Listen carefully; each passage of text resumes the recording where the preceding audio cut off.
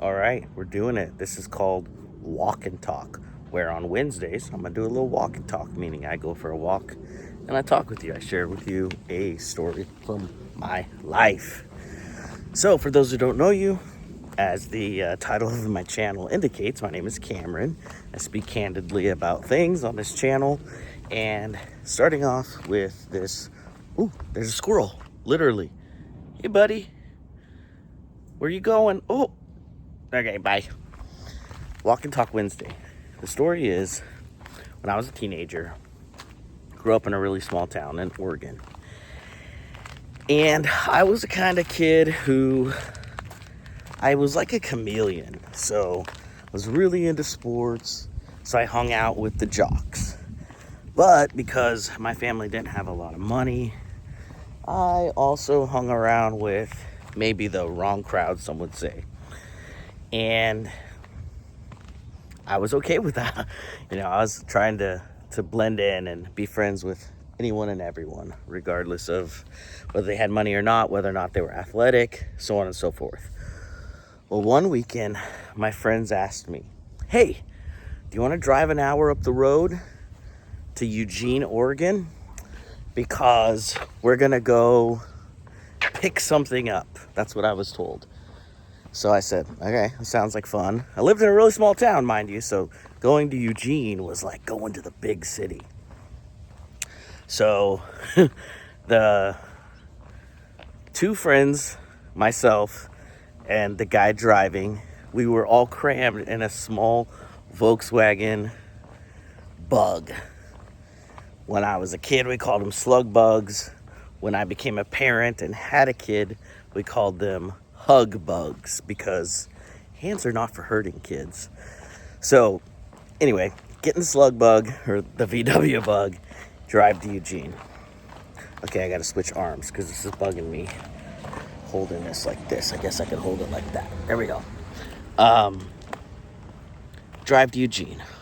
Driver pulls up to this house. Says, you guys wait here. I looked at my friend. I'm like, what is he doing? They're like, don't worry. He's just picking something up. Then, after a few minutes, the guy who was driving comes running back to the Bug. Gets in the driver's seat. No, he wasn't the one driving. Sorry, I'm mixing up the story. The buddy that was in the passenger seat is the one who went to go do the deal. And comes running out of the house, gets in the slug bug and says, drive, drive, drive. And me and my friend in the back are like, what the hell's going on? Like, why are we feeling like we're in a hurry? And he's like, don't worry about it. Just drive, drive, drive. Then he reaches back and hands my friend a Sony Discman. Mind you, this is in the 90s. And with the Sony Discman, he says, hide this, put it in the trunk and hide it in case he gets us. I'm like, well, why would he? The guy's name is Chris. I'm like, why would he be after us, Chris? What is it with this Discman? Why are we needing to hide it? Pretty soon we see the guy coming out of his house as we're starting to peel off and drive away. And I think he had a baseball bat in his hand and starts coming after us. Then he turns around and we're like, oh, he's going to be getting in his car. So drive faster. Well, turns out, as we're high-speed tailing it out of that neighborhood, hightailing it out of there, what the thing he was picking up was, I didn't know this, but apparently these friends were into some heavy drugs.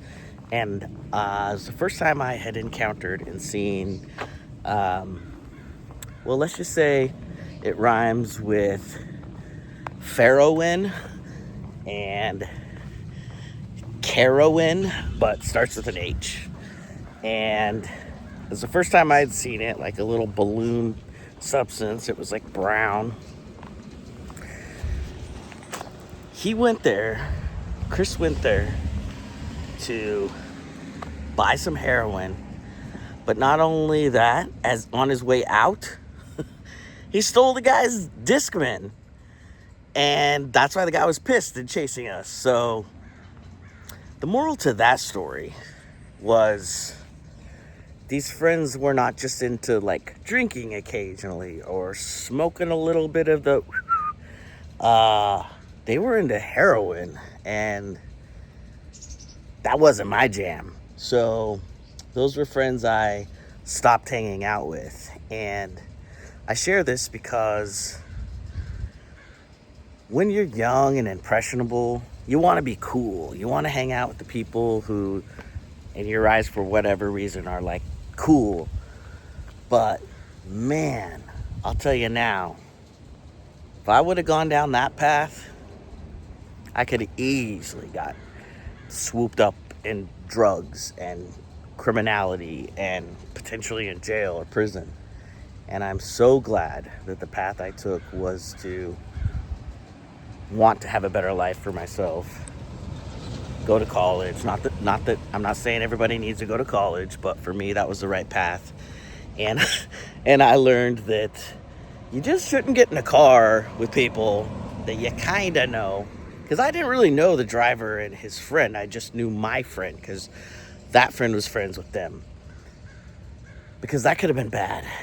Had that person had a gun, I mean, I don't know, I can go down the rabbit hole of all the ways I could have went worse than it did. But let's just say I felt like I was gonna poop my pants in the back of that car when I found out, A, the dude was a drug dealer, and B, he stole the other dude's stuff. So just be careful who you hang out with. And if you enjoyed this random story, you like the Walk and Talk Wednesdays, give this video a thumbs up, subscribe, because I'm gonna be pumping out content. I just decided this is my year. I'm getting married later this week. I'll probably throw up some footage of that.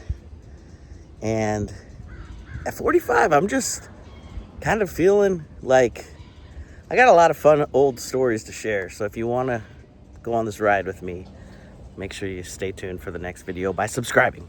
All right, talk to you next time. Bye-bye. Got to go enjoy the rest of my walk and get back to work.